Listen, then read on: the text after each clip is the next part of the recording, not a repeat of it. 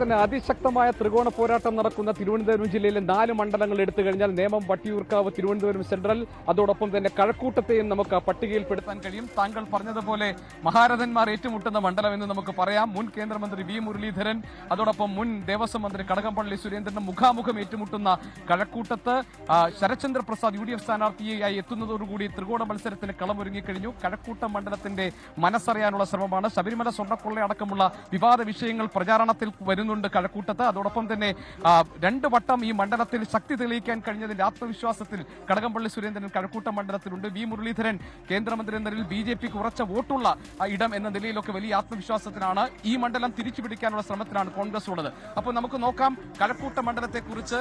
ഞാനിവിടെ ഒരു കഴക്കൂട്ടം മണ്ഡലത്തിന്റെ അതിർത്തി പ്രദേശത്തുള്ള ഒരു ക്ഷേത്ര പരിസരത്താണ് SK ഞാനുള്ളത്. എന്താണ് കഴക്കൂട്ടത്തെ ജനങ്ങൾ കരുതി വെച്ചിരിക്കുന്നത്? അവർ ഭരണ തുടർച്ചയാണോ ഈ തെരഞ്ഞെടുപ്പിൽ പ്രതീക്ഷിക്കുന്നത്, അതൊരു ഭരണമാറ്റമാണോ എന്നൊക്കെ നമുക്ക് ചോദിച്ചറിയാം. അപ്പോൾ നോക്കാം കഴക്കൂട്ടം മണ്ഡലത്തിന്റെ പൊതുചിത്രം.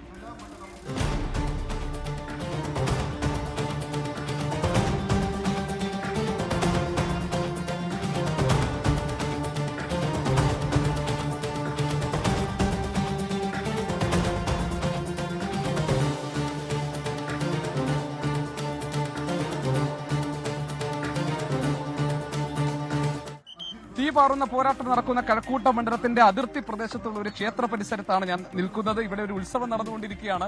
ഒരു കമ്പക്കെട്ടൊക്കെ വെടിക്കെട്ടൊക്കെ കഴിഞ്ഞത് ക്ഷേത്രത്തിൽ വന്നിട്ടുള്ള വിശ്വാസികൾ പലരും മടങ്ങാനൊക്കെയുള്ള തയ്യാറെടുപ്പിലാണ്. KSRTCയുടെ ബസ്, അതിൽ ഇപ്പോൾ യാത്രക്കാർ, ഇവിടെ വന്ന് മടങ്ങുന്ന യാത്രക്കാരുണ്ട്. പോത്തൻകോട് പണിമൂല ക്ഷേത്രം, അതായത് ഇവിടെ പോത്തൻകോട് പോകുന്ന വഴിയിലാണ്. അമ്മേ, ഇലക്ഷനൊക്കെ അല്ലേ? ഇലക്ഷൻ അല്ലേ? ഇലക്ഷൻ സർക്കാർ മാറുമോ അതോ മാറണം? അതെന്ത് പറ്റി അങ്ങനെ പറയാം? എപ്പോഴും ഒരാൾ ഭരിക്കുന്നത് മാറുന്നതാണ് നല്ലത്.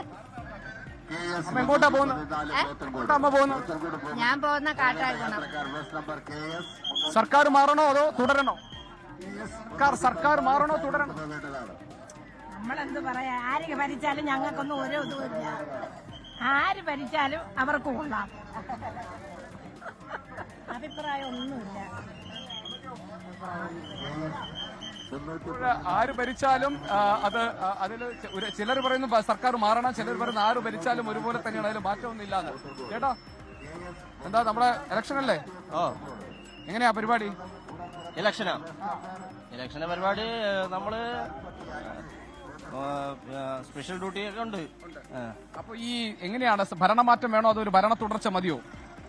ഭരണമാറ്റം വേണമെന്ന് വെച്ചാല് ഭരണമാറ്റം ഇല്ലെങ്കിൽ ഇവിടെ LDF ഇല്ലാതായി പോകും. അതുകൊണ്ട് ഭരണമാറ്റം വേണമെന്ന് തന്നെയാണ് നമ്മൾ ആഗ്രഹിക്കുന്നത്.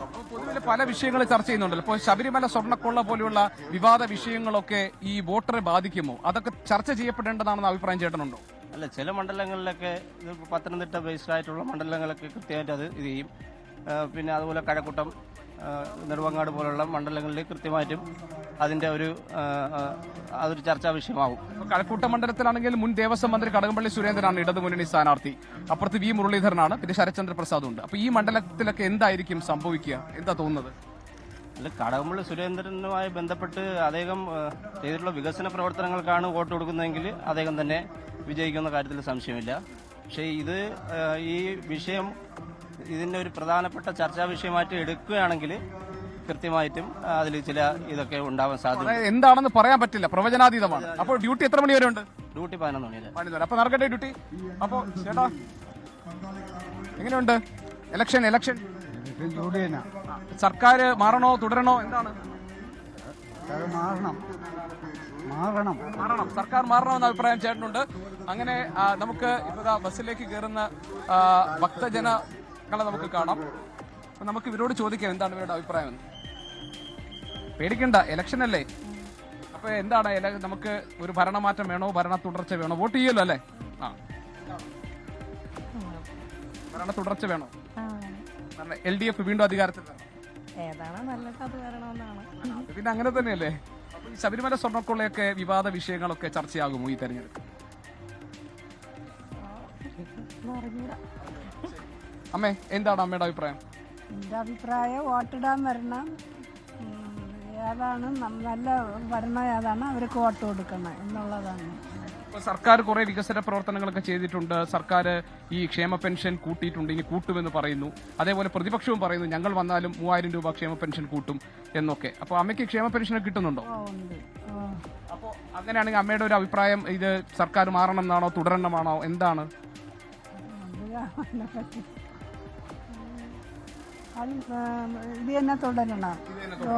ഇടതുമുന്നണി സർക്കാർ തന്നെ വേണം എന്നാണ്. ശരി, എന്താ ചേട്ടാ പിണറായി വിജയൻ മുഖ്യമന്ത്രിയെ കുറിച്ച് അഭിപ്രായം എന്താണ്? അതേപോലെ തന്നെ പ്രതിപക്ഷ നേതാവിനെ കുറിച്ചുള്ള അഭിപ്രായം എന്താണ്? അതിപ്പം പറയണ കാര്യം പാടാണ്. LDF ആണ് നല്ലത്. ശരി, അപ്പോൾ നമ്മൾ ഈ ക്ഷേത്ര പരിസരത്താണ് ഉള്ളത്. ഇവിടെ ഭക്തജനങ്ങൾ അവർ ഈ ക്ഷേത്ര ദർശനം കഴിഞ്ഞ് മടങ്ങാനുള്ള ഇതിലാണ്. നമ്മളോടൊപ്പം അലക്സ് റ മുഹമ്മദ് കൂടി ചേരുന്നുണ്ട്. എന്താണ് ഈ മണ്ഡലത്തിൽ സജീവമായി ചർച്ച ചെയ്യപ്പെടാൻ പോകുന്ന വിഷയങ്ങൾ നോക്കാം. അലക്സ്, എനിക്കൊന്ന് ബി ജെ പിക്ക് വളരെ സ്ട്രോങ് ബേസ് ഉള്ള ഒരു മണ്ഡലമാണ് ഇത്. കാരണം വി മുരളീധരൻ 2016 മത്സരിച്ചപ്പോൾ, 21 ശോഭാ സുരേന്ദ്രൻ മത്സരിച്ചപ്പോഴൊക്കെ ഏതാണ്ട് നല്ലൊരു വോട്ട് ഷെയർ ബി ജെ പിക്ക് ഉണ്ടായിട്ടുണ്ട്. പക്ഷേ ഇക്കുറി ഒരു സവിശേഷത ശബരിമല സ്വർണ്ണക്കുള്ള ഒരു സജീവ ചർച്ചയായി ഈ മണ്ഡലത്തിൽ മാറുന്നുണ്ട് എന്നതാണ്. കാരണം മറ്റൊന്നുമല്ല, ദേവസ്വം മന്ത്രിയായിരുന്ന കടകംപള്ളി സുരേന്ദ്രൻ സ്ഥാനാർത്ഥിയായി നിൽക്കുന്നു. പക്ഷേ അദ്ദേഹം 2 വട്ടം ഈ മണ്ഡലത്തെ പ്രതിനിധീകരിച്ച ആളാണ്. ആ ഒരു കരുത്ത് അദ്ദേഹത്തിനുണ്ട്. ശരത്ചന്ദ്ര പ്രസാദ് ഒരു മോശം സ്ഥാനാർത്ഥിയല്ല, കോൺഗ്രസ് UDF സ്ഥാനാർത്ഥി അങ്ങനെയുണ്ട്. അപ്പോൾ എന്തായിരിക്കും ഈ മണ്ഡലത്തിൽ സംഭവിക്കാൻ സാധ്യതയുള്ളത്? GK കഴക്കൂട്ടം മണ്ഡലം എപ്പോഴും അതിന്റെ ഒരു പ്രവചനാത്മക സ്വഭാവം കാണിച്ചിട്ടുള്ള ഒരു മണ്ഡലമാണ്. അതിന്റെ ഒരു ചരിത്രം പരിശോധിച്ചാൽ 77 AK ആന്റണിക്ക് മുഖ്യമന്ത്രിയാകുന്നതിന് വേണ്ടി തലേക്കുന്നിൽ ബഷീർ ഒഴിഞ്ഞുകൊടുത്ത മണ്ഡലമാണ് കഴക്കൂട്ടം. 91 MV രാഘവൻ മന്ത്രിയായ മണ്ഡലമാണ്. പക്ഷേ മറ്റൊരു കൗതുകകരമായ വസ്തുത കൂടിയുണ്ട്. കടകംപള്ളി സുരേന്ദ്രൻ ഇത് 3ാം തവണയല്ല മത്സരം. കഴക്കൂട്ടത്ത് നിന്ന് കടകംപള്ളി സുരേന്ദ്രൻ ജനവിധി തേടുന്നത് ഇത് 5ാം തവണയാണ്. 96 കടകംപള്ളി സുരേന്ദ്രൻ ജയിച്ചിരുന്നു. ഏതാണ്ട് 7000 വോട്ടുകൾക്ക് കടകംപള്ളി സുരേന്ദ്രൻ ജയിച്ചിരുന്നു. 2006 MA വാഹിദിനോട് പരാജയപ്പെട്ടു. ഏതാണ്ട് 200 ശിഷ്ടം വോട്ടുകൾക്ക് പരാജയപ്പെട്ടു. 2011 അതായത് 2001 മുതൽ 2016 വരെ MA വാഹിദ് തുടർന്നു. അപ്പോഴും കോൺഗ്രസ് ഈ മണ്ഡലം കോൺഗ്രസിന്റെ പക്കൽ നിലയുറപ്പിച്ചിരിക്കുമ്പോഴും ഭൂരിപക്ഷം കുറവായിരുന്നു. അത് 2016 കടകംപള്ളി സുരേന്ദ്രൻ വന്നതിന് ശേഷം ആ ഭൂരിപക്ഷം 7000 വർദ്ധിപ്പിച്ചു. അന്ന് പക്ഷേ കോൺഗ്രസ് 3ാം സ്ഥാനത്തേക്ക് പോയി. വാഹിദ് 3ാം സ്ഥാനത്തേക്ക് പോയി. 2ാം സ്ഥാനത്ത് വി മുരളീധരൻ വന്നു. 42,000 വോട്ടുകൾ നേടി. അത് കഴിഞ്ഞ് തൊട്ട് അടുത്ത് 2021 മത്സരത്തിലാകട്ടെ കടകംപള്ളി സുരേന്ദ്രൻ ആ ഭൂരിപക്ഷം 23,000 വർദ്ധിപ്പിച്ചു. അതായത് മൂന്നിരട്ടി വർദ്ധിപ്പിച്ചു. അന്ന് എതിരാളി ശോഭാ സുരേന്ദ്രനാണ്. 3ാം സ്ഥാനത്ത് തന്നെ കോൺഗ്രസ് പോയി. ഡോക്ടർ SS ലാലാണ് മത്സരിച്ചത്. അതുകൊണ്ട് തന്നെ കടകംപള്ളി സുരേന്ദ്രനോട് വ്യക്തിപരമായ ഒരു ബന്ധമുള്ള മണ്ഡലമാണെന്നാണ് എൻ്റെ ഒരു വീക്ഷണം. ഞാൻ അങ്ങനെയാണ് കണക്കാക്കുന്നത്. പക്ഷേ ഇതിലേറ്റവും പ്രധാനപ്പെട്ട കാര്യം GK നേരത്തെ സൂചിപ്പിച്ചതുപോലെ ശബരിമല സ്വർണ്ണക്കുള്ള ഒരുപക്ഷെ പ്രധാനപ്പെട്ട ചർച്ചാ വിഷയമാകുന്നൊരു മണ്ഡലമാണ്. കാരണം BJP അവരുടെ A+ കാറ്റഗറി മണ്ഡലത്തിൽ കണക്കാക്കുന്ന മണ്ഡലം ഷുവർ സീറ്റായി BJP സംസ്ഥാന നേതൃത്വം ദേശീയ നേതൃത്വത്തിന് അറിയിച്ചിരിക്കുന്ന ഒരു മണ്ഡലം കൂടിയാണ് കഴക്കൂട്ടം.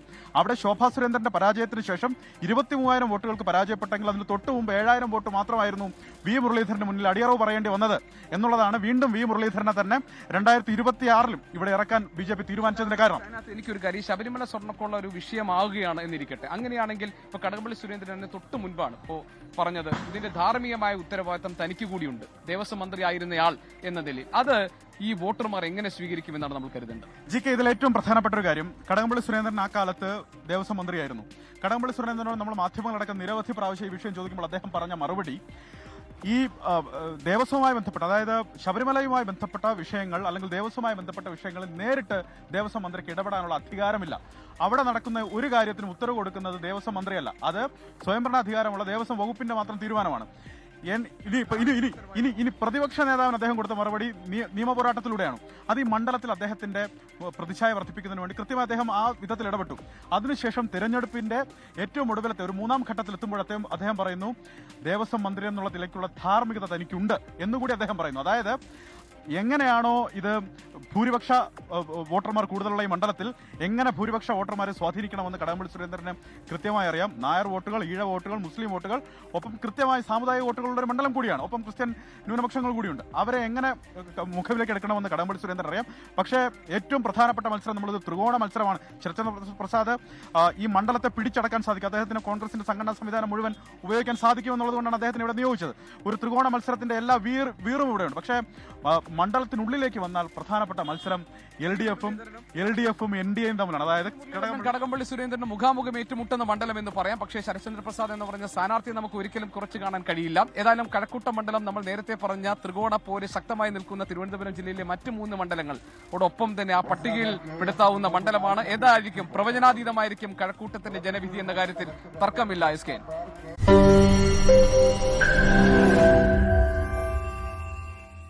ലോകത്തെവിടെയായാലും ഏത് സമയത്തും 24 വാർത്തകളും ഓഗ്മെന്റഡ് റിയാലിറ്റി പാക്കേജുകളും എക്സ്പ്ലെയിനറുകളും വിശദമായി കാണാൻ ഞങ്ങളുടെ യൂട്യൂബ് ചാനൽ നിങ്ങൾക്ക് സബ്സ്ക്രൈബ് ചെയ്യാം.